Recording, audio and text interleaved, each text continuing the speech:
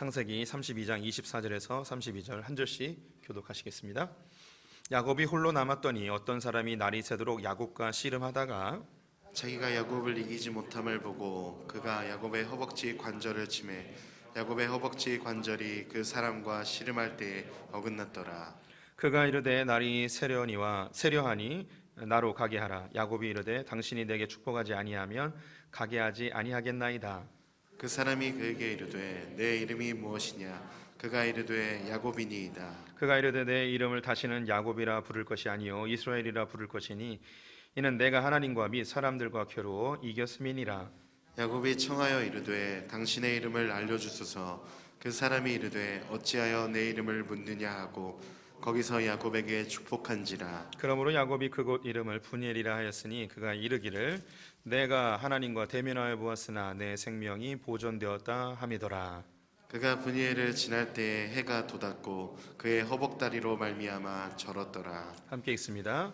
그 사람이 야곱의 허벅지 관절에 있는 둔부의 힘줄을 쳤으므로 이스라엘 사람들이 지금까지 허벅지 관절에 있는 둔부의 힘줄을 먹지 아니하더라. 아멘. 오늘도 주님의 보좌 앞으로 나오신 성도님들에게 하나님의 은혜와 평강이 함께 하시기를 축원드립니다. 온라인으로 예배드리시는 모든 분들 주님의 이름으로 축복합니다. 옆 사람에게 인사하겠습니다. 하나님은 당신 편이십니다. 감사합니다. 제가 평소에 설교를 준비하면 A4 용지로 5장에서 6장을 준비합니다. 근데 오늘 준비하다 보니까 A4 용지 10장이 되었습니다. 네, 걱정하지 마십시오. 제가 최선을 다해서 8장으로 줄였습니다. 예, 설교가 좀 길더라도 이해해 주시기 바라고요. 오늘 함께 또 은혜 나눠보도록 하겠습니다. 우리 성도님들 젊은이들이 사용하고 있는 말이긴 한데요. 이생망이라는 말이 있습니다. 이생망. 무슨 뜻이냐면 이번 생은 망했다 라는 뜻입니다. 오늘날 젊은이들이 자기가 계획하고 목적한 바가 이루어지지 않을 때 자주 섞인 언어로 이야기하는 것입니다. 그래서 이제 인류 시민이 못되고 2류나 3류로 전락한 자신의 처지를 낙심하며 하는 이야기인데요. 또 이것은 혹시 다음 생애가 있다면 다음 생에는 좀 더 나은 삶, 괜찮은 삶, 성공적인 삶, 부유한 삶을 살고자 하는 그런 열망이 담겨 있는 말이기도 합니다. 우리 성도님들도 자기 스스로가 이번 생은 망했다라고 생각하는 분들이 혹시 우리 가운데 있으실까요? 다시 뭔가 나에게 태어날 수 있는 기회가 있다면 다른 삶을 살아보고 싶은 그런 욕구도 있지 않으십니까? 그래서 그런지 오늘날 한국 드라마에는 이런 소재로 많이 드라마가 만들어지고 있습니다. 우리 성도님들은 늘 기도와 말씀으로 사시기 때문에 드라마를 전혀 보지 않으실 것 같은데 요즘 드라마의 흐름을 보면 인생이 뒤바뀌는 그런 드라마가 많이 있습니다. 지금 내가 성인이 되었지만 원하는 삶이 아닌 굉장히 참혹한 삶을 살고 있던 누군가가 어떤 기적적인 방법으로 어린아이로 옛 청년기로 뒤바뀌어져서 삶을 다시금 만들어가는 그런 이야기. 아버지와 아들이 뒤바뀌고 그리고 성이 바뀌고 이런 드라마들이 많이 있습니다. 이런 것은 이제 환타지인데요. 지금 현재 살고 있는 사람들이 이번 생애에 느끼고 있는 고통을 대리만족하는 그런 드라마가 인기가 있는 것 같습니다. 사실 우리가 그렇게 이제 인생이 뒤바뀌거나 혹은 과거로 가거나 이렇게 될 수는 없죠. 하지만 우리가 할 수 있는 내 인생을 좀 새롭게 바꿔볼 수 있는 시도라 한다면 우리 선에서 할 수 있는 그것은 아마 이름을 바꾸는 게 아닌가 싶습니다.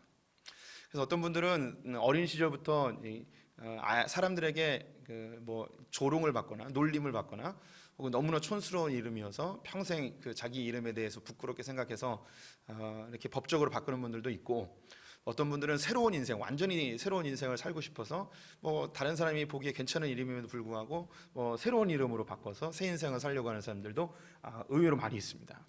네, 참고로 우리 교육자들 중에 누군가의 이름이 새로운 이름으로 바뀌어진 이름이에요.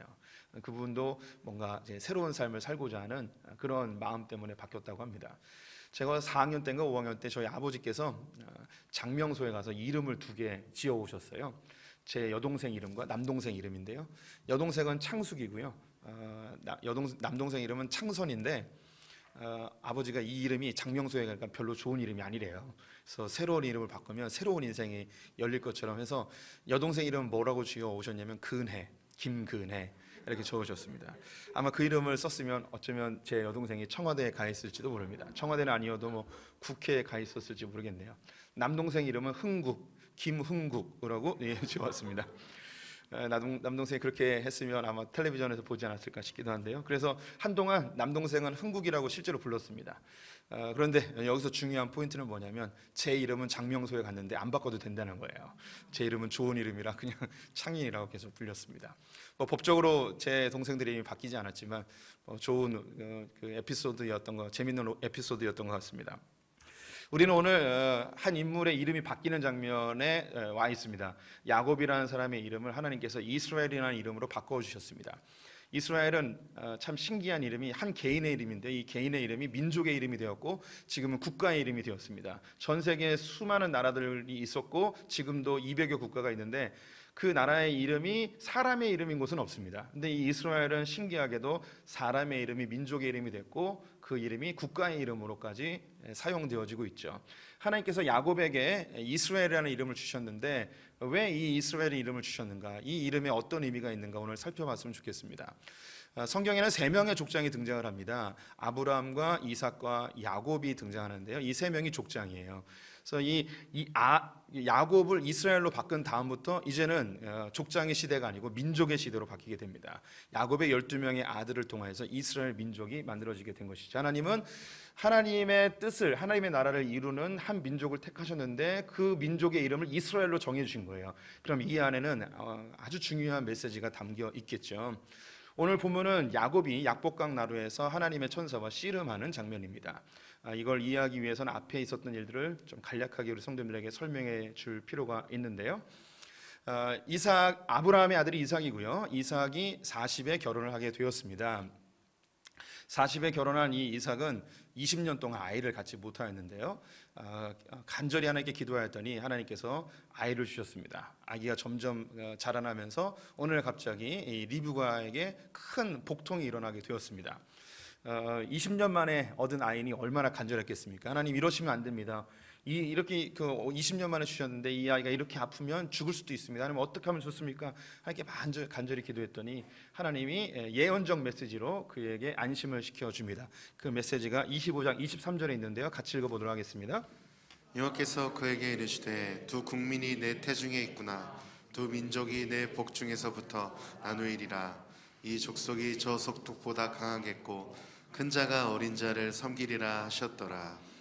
하나님의 메시지는 그 뱃속에 쌍둥이가 있다는 거예요. 그런데 큰 자가 작은 자를 섬긴다는 것입니다. 풀어서 이야기하면 둘째가 장자가 되어진다는 것입니다.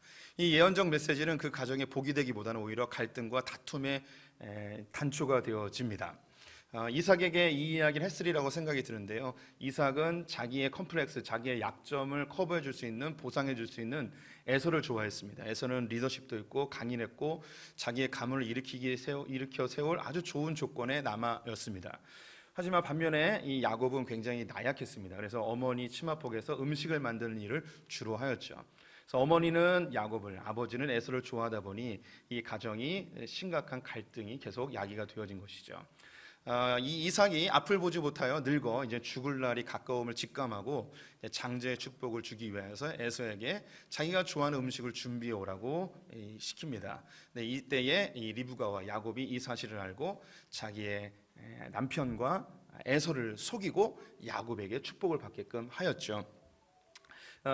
이 야곱이 축복을 받긴 하였지만 이 사실을 뒤늦게 한 에서가 매우 분노하여서 이 야곱을 잡아 죽이려고 합니다.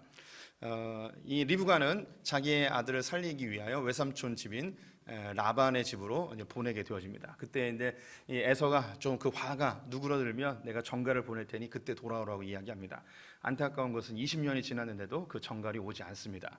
성경에 나와 있지 않지만 제가 추측하기를 어머니가 그 사이에 죽지 않았을까 싶습니다.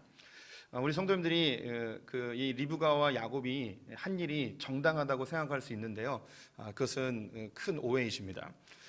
이 리브가와 야곱은 자기의 아버지 이삭과 에서를 속였습니다. 이 속인 일은 분명히 잘못된 일입니다. 그런데 리브가와 야곱이 하나님이 예언하신 것, 하나님이 약속하신 것을 이루기 위해서 우리가 했습니다라고 변명할 수 있겠지만 우리 성도님들이 아셔야 되는 것이 하나님께서 이 에서에게 축복하려 하는 이 이삭에 대하여 하나님이 그냥 놔두셨겠는가? 절대 그렇지 않습니다. 하나님은 당신이 계획하신 것을 반드시 성취해내십니다. 어떤 방법으로든. 우리는 조급해 보이고 내가 뭔가 개입해서 일을 해야 될 것처럼 느껴지겠지만 하나님은 하나님의 일을 해나가시죠. 우리가 하나님의 일에 개입하면 거기에 대한 대가를 지불하게 되어 있습니다. 일은 성취되었지만 거기에 대한 대가를 지불해야 돼요. 그것이 뭐냐면 20년 동안 사랑하는 아들, 사랑하는 엄마를 보지 못하게 된 것입니다. 우리 성도님들, 우리가 하나님의 영광, 하나님 나라를 위해서 뭔가를 한다고 할 때 그 방법도 그 과정도 하나님 앞에 정직할 수 있어야 합니다.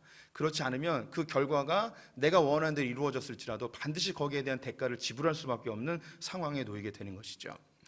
20년이 지났습니다. 외삼촌 집에 가서 온갖 고생을 다 합니다. 14년 동안 무임금으로 일을 하게 되고 자기가 갖고 있었던 양과 염소도 외삼촌이 어떻게든 빼앗으려고 갖은 술수를 다 씁니다. 어머니에겐 정가는 오지 아니하고 하나님께서 직접 계시로 고향으로 돌아오라고 하였지만 그의 마음속에 여전한 두려움이 있습니다. 왜냐하면 형이 여전히 자기를 죽이고자 하였기 때문입니다. 정탐꾼을 보내서 형의 동태를 살폈는데 아니나 다를까 400명의 호위 무사들을 데리고 이 야곱을 잡으러 오고 있다는 소식을 듣게 됩니다. 겁에 질렸던 이 야곱은 형에게 줄 선물을 준비하고 이 자기의 재산과 가족들을 두 대로 나눕니다. 그래서 한쪽을 치면 한쪽을 가지고 도망갈 생각이었죠. 그리고 그날 밤에 하나님께 간절히 기도합니다. 하나님, 주님께서 나로 하여금 하늘의 별처럼 바다의 모래알처럼 큰 민족을 이룬다고 하지 않으셨습니까? 여기서 죽으면 어떡합니까? 제발 살려주십시오. 하나님께 간절히 기도하죠. 아침에 깨어났는데 생각이 바뀌었어요. 이게 절반을 훔쳐가는 것보다, 절반을 가지고 가는 것보다 세 대로 나눕니다. 그래서 일진을 공격하면 형님에게 드리는 선물입니다 이야기하고 두 번째, 세 번째 가지고 튀기고, 그리고 또 쫓아와서 두 번째 거 또 공격하면 이것도 형님을 주려고 준비한 선물입니다라고 하고 주고 하나 가지고 도망가려고 뭐 이런 계획을 세우게 되죠. 다른 가족들은 앞에다 세워놓고 맨 뒤에 자신과 자기가 사랑하는 라헬과 요셉만 안전하게 숨겨놓고 그런 이 작전들을 다 짰습니다. 그럼에도 불구하고 그 마음속에 여전히 불안한 거예요. 모든 가족들을 약복강 나루를 건너서 가나안 땅에 들여보냈는데 자기는 약복강에 홀로 남습니다. 뭐 했는지 성경에 정확히 나와 있지 않습니다. 하지만 우리가 분명히 추측할 수 있는 거, 우리 성도님들이 야곱이어도 이 상황에서 자연스럽게 할 수 있는 것은 하나님께 기도하는 것이죠. 야곱이 참 이기적이고 사기꾼 기질이 있는데 야곱이 참 멋진 게 뭐냐면 결정적 순간에 하나님께 기도한다는 거예요. 호세아서를 보게 되면 야곱이 약복강 나루에서 주님께 울부짖었다라고 되어 있어요. 울부짖었다는 건 기도가 동반되는 거겠죠. 또한 이 야곱이 베델 하란으로 가기 직전에 베델에서 하나님께 돌단을 쌓으면서 주님, 내가 다시 돌아오게 되면 주님께 11조를 드릴 테니 제발 안전하게 돌아오게 해주십시오 하고 기도했던 것을 우리가 알고 있습니다. 야곱이 결정적인 순간에 기도했던 것을 근거로 해서 이 약복강 나루에서 분명히 기도하고 있었을 거예요. 하나님 살려주세요. 내 자식들 살려주세요. 형을 없애주세요. 제발 문제 좀 해결해 주세요. 간절하게 기도하고 있는데 비몽사몽간에 간절히 기도하고 있는데 어디선가 부스럭거리는 발자국 소리가 들리죠. 점점점 가까이 옵니다. 온몸이 긴장되고 다 솜털까지 다 쓰는 그런 긴장감이 있습니다. 가까이 오자 덮쳐서 이제 씨름을 하게 되어집니다. 이 씨름이 처음에는 야곱이 이기는 듯했습니다. 하지만 시간이 좀 지나자 하나님의 천사, 이름 모를 자객이 이 야곱의 허벅지 관절을 타격하여서 탈구되어져 그 자리에 주저앉아 버리게 되어집니다. 자기가 이제 더 이상 자기 힘으로 저항할 수 없는 상황이 됐을 때 분명히 이 사람이 에서의 자객이라면 자기를 단칼에 죽였을 텐데 죽이지 않고 그냥 놔두는 거예요. 뭔가 분위기가 심상치 않은 거죠. 그때 직감하는 게 이 사람은 에서가 보낸 자객이 아니구나. 뭔가 하나님께서 보내신 어떤 천사나 하나님의 사자이겠구나라는 그런 생각이 들게 됩니다. 그래서 다리 끄댕이를 붙들고 간구합니다. 절대 갈 수 없습니다. 저에게 축복해 주십시오. 그랬더니 이 하나님의 사자가 너의 이름이 뭐냐? 라고 물으며 이름을 바꿔줍니다. 우리 함께 27절 28절 말씀 같이 읽어보도록 하겠습니다. 그 사람이 그에게 이르되 내 이름이 무엇이냐? 그가 이르되 야곱이니이다. 그가 이르되 내 이름을 다시는 야곱이라 부를 것이 아니요 이스라엘이라 부를 것이니 이는 내가 하나님과 및 사람들과 겨루어 이겼음이니라. 네, 야곱의 이름을 이스라엘로 바꿔줍니다. 야곱은 발꿈치를 잡는 자라는 뜻입니다. 야곱이 태어날 때 쌍둥이 형 에서의 발꿈치를 잡고 나왔습니다. 그래서 야곱이라는 이름을 지어줬는데요. 또 다른 뜻으로 사기꾼입니다.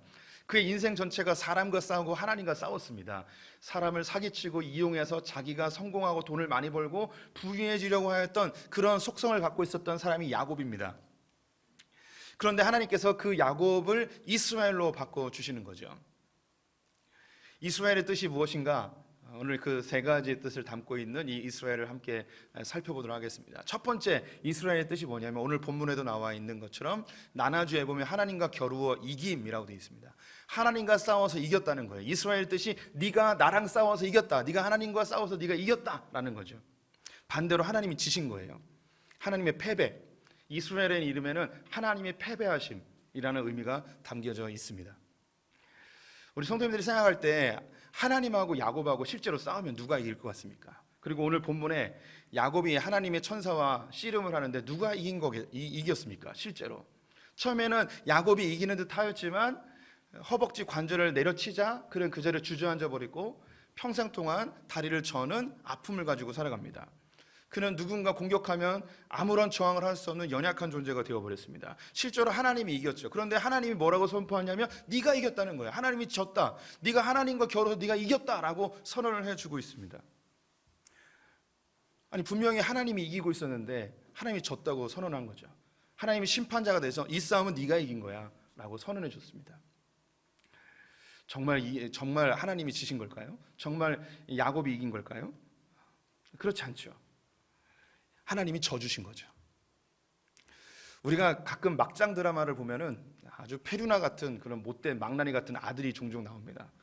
그러면서 온갖 사업을 하면서 아버지의 재산을 다 탕진하죠. 이제 아버지가 이제 아파트 한 채만 남았어요. 그런데 이 망나니 같은 아들이 또 찾아와가지고 아버지에게 막 때를 씁니다. 아버지 이번에 진짜 좋은 아이템이 있습니다. 아버지께서 한 번만 도와주시면 이번엔 진짜 대박 납니다. 어머니가 말립니다. 이놈아 뭐하는 일이냐. 이 남은 게 이제 집밖에 없는데 이것까지 팔면은 우리는 어디 가서 살란 말이냐. 어머니 걱정하지 마세요. 내가 이거보다 더 좋은 집을 사드리겠습니다. 막 때를 쓰죠.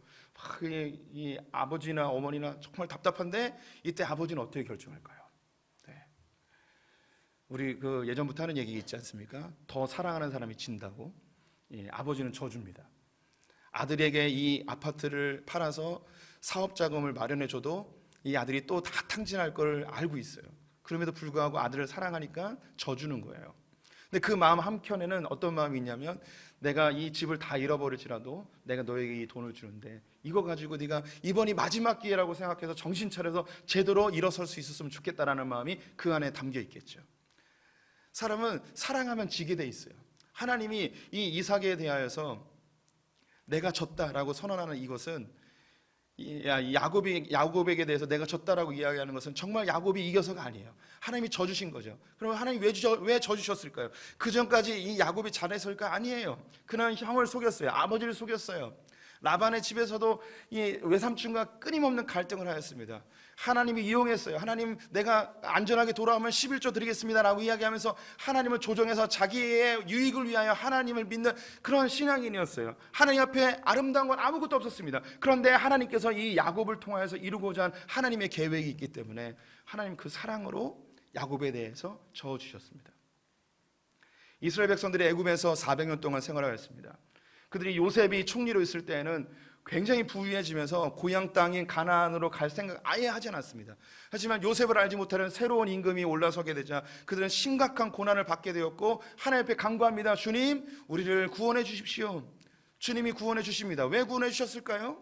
그들이 잘해서요? 아니에요. 하나님 그들을 사랑했기 때문입니다. 이스라엘 민족을 통해서 이루고 싶었던 하나님의 계획이 있기 때문에 그들에게 져주시는 거예요. 너희들의 기도 내가 괘씸해서 너희를 한 칼에 다 죽여버리고 싶지만 내가 져준다. 내가 눈 한번 딱 감아주고 내가 너희를 애굽에서 건져주겠다 라는 것이 이게 바로 하나님의 마음입니다. 이런 마음이 성경에 곳곳에 있는데요. 다윗이라는 사람을 소개해드리고 싶습니다. 다윗은 아들들이 많이 있었는데 그 중에 압살롬이라는 아들이 있었어요.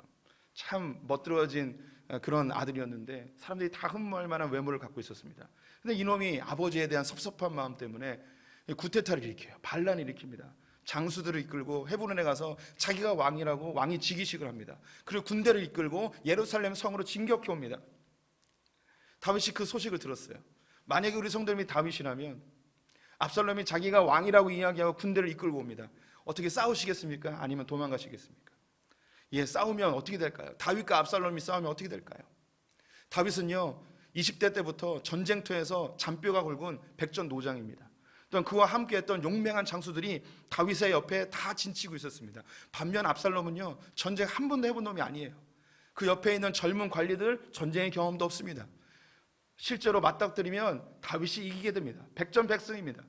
실제로 다윗이 이 예루살렘 성을 버리고 요단 동편으로 도망하였는데 압살롬이 이것을 추격하여 가다가 결국은 압살롬이 죽게 되어지죠.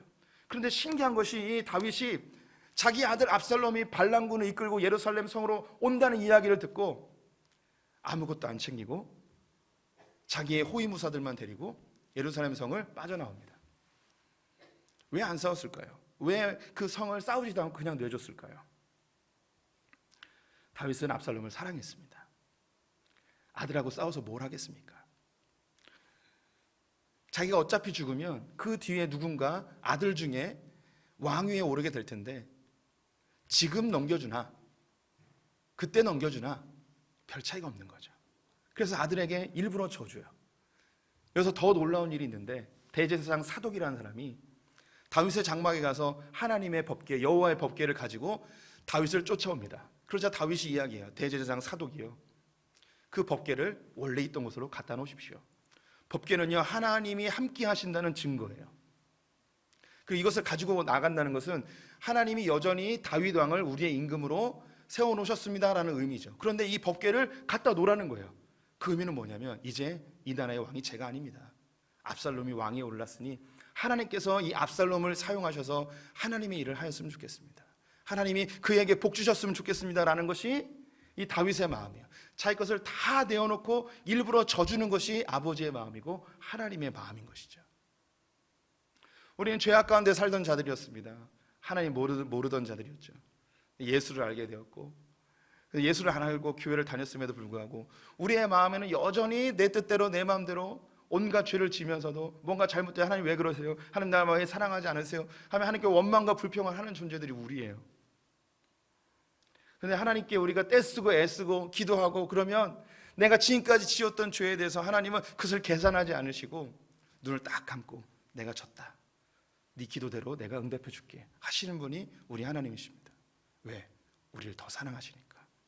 나보다 하나님이 나를 더 사랑하시기 때문에 우리의 연약함을 눈 감아 주시는 것이죠. 야곱은요 자기가 하나님 앞에 마땅히 죽어야 될 존재임을 알고 있었어요. 그런데 하나님께서 자기에게 눈 감아 주셨음을 깨닫습니다.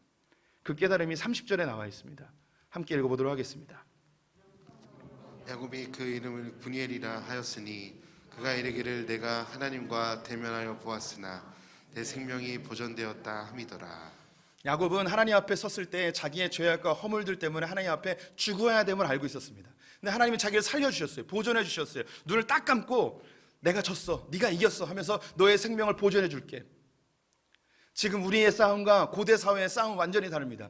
이 고대 사회의 싸움은 목숨 걸고 하는 싸움입니다. 지면 그냥 죽는 겁니다. 그런데 하나님께서 내가 졌어 하면서 이 야곱의 생명을 살려주신 거죠.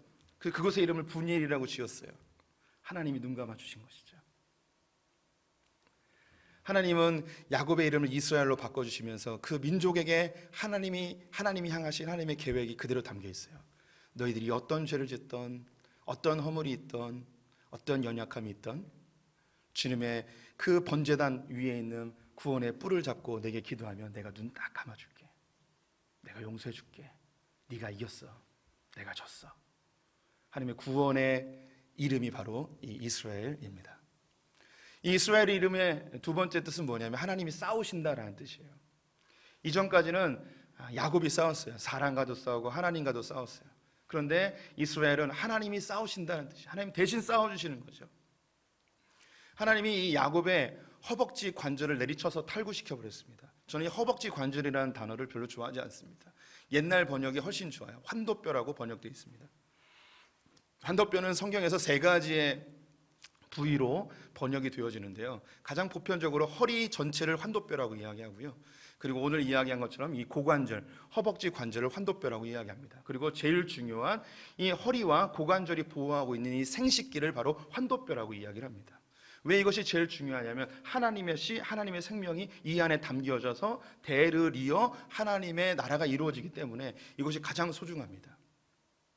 노아가 술을 먹고 하체가 드러났을 때 함이라는 사람이 이걸 조롱하죠. 그가 왜 저주를 받았느냐? 아버지의 허물에 대해서 조롱한 건 이게 중요한 게 아니고 그가 하체에 대해서 조롱하였기 때문입니다. 그 안에 하나님의 언약과 주님의 생명이 그 안에 담겨 있는데 이것을 조롱하였기 때문에 그가 징계를 받게 된 거예요. 그만큼 중요한 것이 이 하체, 즉 환도뼈입니다. 하나님께서 야곱의 환도뼈를 쳤다는 건 뭐냐면 죽여버렸다는 뜻이에요. 이스라엘 백성들이 태어나면 8일 만에 할례라는데 이 할례가 바로 이 환도뼈에 있는 생식기의 표피를 잘라내어 피를 내는 거예요. 이것이 무슨 뜻이냐? 옛사람은 죽었다는 거예요. 죽어버린 거예요. 실제로 이 야곱은 환도뼈가 탈골되어져서 이제 다시는 정상적으로 걷지 못하는, 자기의 힘으로 어떤 것도 할 수, 어떤 싸움도 할 수 없는 존재가 되었습니다. 이런 무능력한 야곱에 대해서 하나님이 약속하신 게 뭐냐면 내가 너를 대신하여 싸워주겠다. 이스라엘 백성들이 400년 동안 애굽에 있다가 하나님이 기적적인 방법으로 구원을 받았습니다. 하나님이 구름 기둥과 불 기둥의 인도함을 받아 7일 만에 홍해 바닷가에 서게 되었어요. 앞에는 홍해 바다, 뒤에는 애굽의 군병들이 이스라엘 백성을 다시 되찾기 위하여 추격해 오고 있었습니다. 이때 이스라엘 백성들은 매우 불안해하며 분노하며 불평하며 모세에게 한탄합니다. 애굽에 매장지가 없어서 이곳에 데려와 우리를 죽여버리라 하십니까? 그때 이스라엘이라는 이름을 가장 명확하게 보여주는 한마디를 모세가 선언하는데요. 출애굽기 14장 14절 말씀 같이 읽어보도록 하겠습니다. 여호와께서 너희를 위하여 싸우시리니 너희는 가만히 있을지니라. 여호와께서 너희를 위하여 싸우시리니 너희는 가만히 있을지어다. 이스라엘의 뜻은 우리의 무능력함 대신에 하나님이 가장 능하신 주님이, 전쟁에 능하신 그 주님이 우리를 위하여 대신 싸워주시겠다는 거예요. 이 야곱은 자기의 이름이 이스라엘로 바뀌어지는 그 순간 하나님이 날 위해 싸워주신다고? 하나님 날 대신해서 싸워주신다고? 이해가 확 되었습니다. 그럼 여기서 우리 성도님들이 야곱이라면 하나님이 날 대신하여 싸워주신다? 무엇을 위해 싸워주시겠습니까? 야곱에게 있어서 가장 큰 장애물이 뭘까요? 야곱에게 있어서 가장 두려운 게 무엇이었을까요? 예, 맞습니다. 에서입니다. 그가 생각할 수 있는 것은 하나님이 에서를 없애주시겠구나, 에서를 죽여버리겠구나, 에서를 저 멀리 도망가게 하겠구나, 하나님이 에서에 대해서 싸워주실 거라고 자연스럽게 생각하겠죠. 그런데 놀랍게도 하나님이 야곱을 위해서 싸워주신 것은 사람에 대한 것이 아니었고 야곱과 에서 사이에 있었던 그 죄에 대하여 싸워주십니다. 죄를 없애버리시죠. 그래서 야곱과 에서 사이에 놀라운 화해가 일어나는데 33장 2절과 3절 말씀을 같이 읽어보도록 하겠습니다.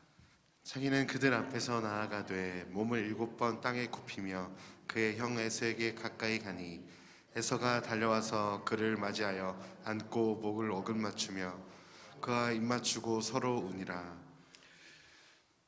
하나님이 야곱과 에서 사이에 있었던 죄를 없애버리십니다. 둘 사이에 화해가 일어나죠. 죄가 사라져버렸습니다. 에서와 야곱 사이에 있었던 죄가 사라지자 그 사람을 원수라고 생각했는데 이 원수가 죄가 없어지자 무엇으로 바뀌는가? 야곱이 에서를 향해서 내가 형님의 얼굴을 보니 하나님의 얼굴을 보는 듯합니다. 하나님의 사람으로 바뀌어집니다. 우리가 신앙생활하면서 하나님께 수많은 기도를 합니다. 하나님 저 사람 없애주세요. 저거 해결해 주세요. 저 사람 바꿔주세요. 수없이 기도하는데 하나님은 그것을 바꾸지 않아요. 여전히 우리를 위해 싸워주고 계시는데 그게 아니라 무엇과 싸우시느냐? 우리 안에 있는 죄와 싸우십니다. 죄를 없애주시죠. 그래서 신앙생활을 하시는 분들이 오랫동안 기도하시다 보면 동일한 고백을 합니다. 뭐냐면 나의 삶의 환경과 상황과 사람은 하나도 안 바뀌는데 놀라운 게 내가 바뀌었다는 거예요. 남편에 대한 미움이 없어졌다는 거예요. 부모님에 대한 분노가 사라졌다는 거예요. 자식에 대한 분노가 사라졌다는 거예요. 사람을 미워하지 않게 됐다는 거죠. 내 안에 이 죄가 사라지면서 그렇게 죽이고 싶었던 남편이 너무너무 사랑스럽고 그렇게 응어리졌던 부모님이 너무너무 소중하게 되고 없어졌으면 했던 그 자식이 너무너무 소중하고 아름다운 존재로 바뀌어지는 그 죄가 사라지는 일을 경험하게 됩니다. 하나님 입장에서는요, 나도 존귀한 자이고 그 남편도 존귀한 자예요. 자식도 존귀한 자이고 부모도 존귀한 자예요. 내 회사에 있는 직장 동료도 존귀한 자죠. 문제는 뭐냐면 그 안에 있었던 죄가 그 관계를 다 어긋나게 하고 고통스럽게 하고 나를 힘들게 하고 무거운 짐으로 다가오는 것이었어요. 그런데 바로 하나님께서 뭘 위해 싸우시는가? 바로 우리 안에 있는 죄와 싸우시는 거죠. 하나님 나라가 이루어지는 거예요. 이 죄를 해결하기 위해서 하나님은 자기 아들 독생자 예수 그리스도를 이 땅 가운데 보내시고 예수님이 온갖 조롱과 고통을 당하시며 우리에 대하여 세상에 대하여 패배하시죠. 하지만 그분은 싸우셨습니다. 사람과 싸운 게 아니라 죄와 싸워 그 죄를 다 해결하고 우리에게 하나님 나라에 들어가는 영광스러운 구원의 길을 열어주셨습니다. 이스라엘이라는 이름의 세 번째 뜻은 뭐냐면 하나님이 다스리신다, 하나님이 통치하신다라는 뜻입니다. 이제 야곱은 다리를 정상적으로 쓸 수 없는 존재가 되어 매우 무력한 무능한 존재가 되어버렸습니다. 이제 이전까지는 자기의 인생을 자기 뜻대로 자기 마음대로 살려야 했지만 이제 하나님께서 그의 삶에 개입하여서 하나님이 인도하시고 하나님께서 다스리신다는 뜻입니다. 이 이후에 야곱이 한순간에 바뀌느냐? 그렇지 않습니다. 이후에도 여러 가지 사건들을 통해서 하나님이 그의 삶을 개입하여서 그를 다스리는 장면들이 계속 나오게 되어집니다. 예수님을 3년 동안 따랐던 수제자였던 베드로가 있습니다. 그는 예수님을 열심히 따라다녔죠. 사람들에게 인정받는 그런 위치까지 오르게 됐습니다. 그는 목숨 걸고 예수님을 지키겠노라고 이야기했습니다. 그런데 그의 마음속에 있었던 마음은 예수님이 왕위에 오르면 자기가 국무총리 되고 누가 더 크냐에 의해서 높은 자리를 차지하고 싶은 욕구가 그 안에 가득 있었습니다. 예수님 향해서 호기 어리게 내가 예수님 목숨 바쳐서 구하겠습니다, 지키겠습니다 라고 하였던 것은 자기의 유익을 위함이었다는 것을 그냥 드러나는 사건이 있었습니다. 예수님이 재판정에 끌려갔을 때 다 굴기 전에 3번 나를 부인하리라. 그런데 실제로 이 베드로가 예수님을 3번 부인하죠. 자기가 완전히 해체되어지고 자기의 정체성과 자존감이 완전히 무너져 내리는 자기가 아무것도 아니라는 존재가 확연히 드러나는 장소였습니다. 근데 하나님께서는 예수님은 이 베드로를 버리지 않으시고 그를 향해 눈을 찡긋 감고 갈릴리로 다시 찾아가 네가 나를 사랑하느냐 이야기하며 그를 다시 제자로 부르셔서 주님이 이 베드로를 통치하시고 다스리는 삶을 살게 하십니다. 베드로는 결국 예수 그리스도의 복음을 위해서 십자가에 거꾸로 매달려 죽게 되어지죠. 비슷한 사람이 바울이라는 사람이 있습니다. 바리새인 중에 바리새인이었고 율법으로는 흠이 없는 자였습니다. 그는 그리스도인들을 잡아 죽이기 위하여 이곳저곳을 돌아다니며 열심을 내었던 자였죠. 다메섹으로 가는 길에 빛 대신 예수 그리스도를 만나게 됩니다. 네가 나를 왜 핍박하느냐? 당신이 누구입니까? 나는 그리스도라. 그 앞이 보이지 않고 눈이 멀어버립니다. 자기가 정말 열심히 내고 하나님 앞에 내가 최선을 다했다고 생각하는 그 모든 것들이 다 무너져 내립니다. 아, 예수가 정말 메시아였구나, 하나님의 아들이었구나, 그러면 살아계시는구나, 부활하셨구나, 그 실체를 보자 그 완전히 다 모든 것이 다 무너져 내립니다. 그리고 그는 새로운 사람이 되어지죠. 그래서 고린도후서에 이런 고백을 합니다. 그런즉 누구든지 그리스도 안에 있으면 새로운 피조물이라. 이전 것은 지나갔으니 보라 새 것이 되었도다. 바울은 이제 자기가 자기의 삶을 인도하는 것이 아니고 하나님의 인도함을 받는 사람으로 뒤바뀌어 버리게 되었습니다. 이게 이스라엘이라는 뜻이에요. 그리고 우리에게도 같은 도전을 합니다. 갈라디아서 2장 20절 말씀 같이 읽어보도록 하겠습니다. 내가 그리스도와 함께 십자가에 못 박혔나니 그런즉 이제는 내가 사는 것이 아니요 오직 내 안에 그리스도께서 사시는 것이라. 이제 내가 육체 가운데 사는 것은 나를 사랑하사 나를 위하여 자기 자신을 버리신 하나님의 아들을 믿는 믿음 안에서 사는 것이라. 아멘. 바울은 자기의 믿음을 고백합니다. 나는 죽었다. 나는 무능한 존재이고 십자가에서 나는 완전히 해체되었다. 이제 내가 사는 것은 내 안에 예수 그리스도를 믿는 믿음 안에서 사는 것이다. 내 욕구대로, 내 욕심대로, 내 의대로 사는 것이 아니고 주님의 다스림과 통치를 받으며 사는 존재이다라고 고백을 합니다. 이것이 바로 이스라엘이라는 이름 속에 담겨 있고 우리가 이제 영적 이스라엘이 되었으니 우리는 하나님이 용서하셔서 이 자리까지 온 자들이며 하나님 우리를 위해 싸워주시는 분이십니다. 또 우리는 주님의 통치와 다스림을 받는 자들이죠. 야곱을 이스라엘로 바꾸셨듯이 하나님께서는 우리의 각자 이름이 있지만 우리에게도 새로운 이름을 주셨습니다. 우리의 새로운 이름은 무엇이냐면 바로 그리스도인입니다. 그리스도인이 어떤 존재인가? 우리가 수많은 죄가 있을지라도 여전히 죄악 가운데 있을지라도 주님은 우리에게 눈을 감으시고 내가 졌어, 네가 이겼어. 내가 널 사랑하기 때문에 네가 이겼어. 내가 널 위해 대신 싸워줄게. 네 앞에 있는 어려움들, 시험들 내가 다 막아줄게. 네가 시험 당할 즈음에 피할 길을 예비할 것이고 네가 감당하지 못하는 시험은 내가 다 막아줄게. 이제 내가 네 삶에 개입하여서 이전에는 네가 원하는 대로 살아서 인생이 엉망진창이 되었지만 내가 너의 삶을 인도하여서 영원히 너와 함께하면서 내가 너의 지혜자가 되고 조력자가 되고 위로자가 되어서 하나님이 원하시는 길로 내가 너를 이끌어 줄게. 푸른 초장과 맑은 물가로 인도하여서 결국 그 원수의 앞에서 네가 당당하게 멋지게 면류관 쓰는 모습을 내가 만들어 줄게. 우리 성도님들은 그리스도인입니다. 내가 그리스도인이라고 불려지는 그 순간 주님이 우리의 삶에 개입하여 결국 아름다운 곳으로 우리를 인도해 주십니다. 우리 성도들 각자 자기 이름이 있어요. 하지만 세상에 나가는 순간 우리 성도님들은 세상 사람들로부터 그리스도인이라는 이름을 불릴 수밖에 없습니다. 우리 성도님들은 그리스도인이에요. 주님이 날 위해 수많은 허물이 있을지라도 날 너무너무 사랑하셔서 예수 그리스도를 패배시키며 나를 승리케 해주셨습니다.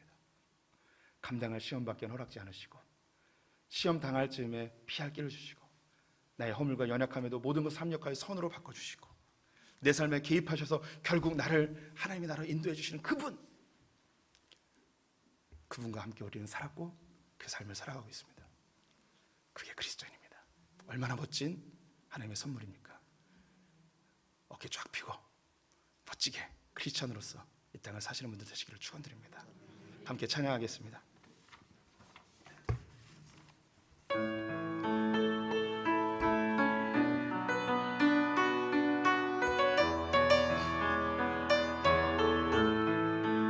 하나님은 우리의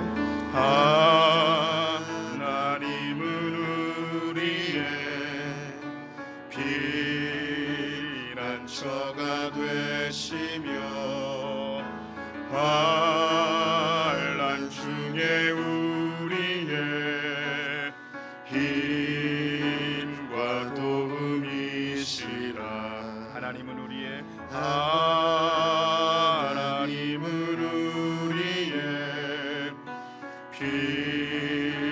피난처가 되시며 환난 중에 우리의 힘과 도움이시라. 너희는 가만히 있어 너희는 가만히 있어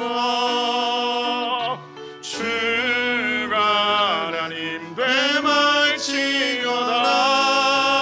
열방과 세계 가운데 주가 높임을 받으리라.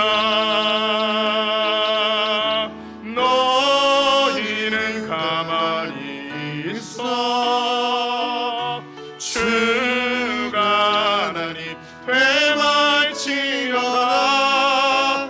열방과 세계 가운데 주가 높임을 받으리라. 사랑합니다 내 아버지. 사랑합니다 내 아버지. 찬양합니다 내 온만 다하여 선포합니다 예수 그리스도. 주님 오심을 기다리며 사랑합니다 내 아버지. 사랑합니다 내 아버지. 찬양합니다 내 온만 다하여 선포합니다 예수 그리스도. 주님 오심을 기다리며.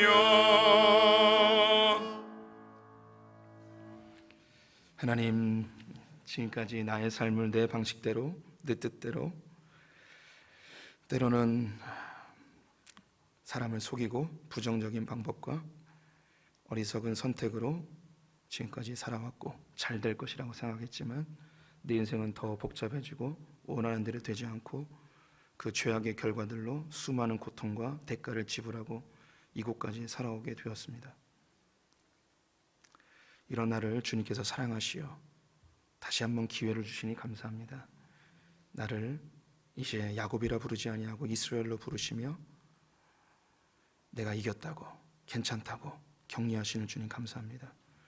또한 나의 모든 허물과 죄악과 어리석음에 대하여 주님이 대신 싸우시며 모든 잘못된 왜곡된 어그러진 파괴되어진 그 하나를 하나님께서 다시 질서 있게 맞춰가 주시니 감사합니다. 나의 죄악과 허물로 부부의 관계가 파괴되었고 형제 간의 갈등이 야기되었고 부모님과 멀어졌고 내 자신을 미워했고 하나님을 오해했습니다. 이제 주님께서 이 죄악과 싸우셔서 부부의 관계가 회복되게 하시고 나의 죄악이 고백되어져 자녀와의 관계가 회복되며 형제와의 관계, 부모와의 관계, 우리를 볼 때 하나님의 낯이 나타나는 은혜가 있게 하여 주시옵소서. 하나님, 늘 불안했습니다. 하나님을 믿노라 하지만 내 인생이 몰락될까봐, 손해볼까봐, 패배할까봐 늘 두렵습니다. 하지만 주님이 여전히 나를 위해 싸우시고 감당할 시험밖에 허락지 아니하시며 나를 다스리시고 모든 것을 합력하여 선하게 바꾸시는 주님을 신뢰합니다. 우리가 그리스도인 된 것이 얼마나 큰 축복인지 이 시간에 다시 한번 마음에 새기게 하여 주시옵소서. 지금은 우리 주 예수 그리스도의 은혜와 하나님 아버지의 무한하신 사랑과 성령의 교통하심이 새로운 이름 그리스도인으로 살아가기로 결단한 소풍의 모든 성도들과 우리의 자녀들과 북에 있는 형제자매들, 열방의 선교사님들 위해 지금부터 영원토록 함께 계실지어다. 아멘.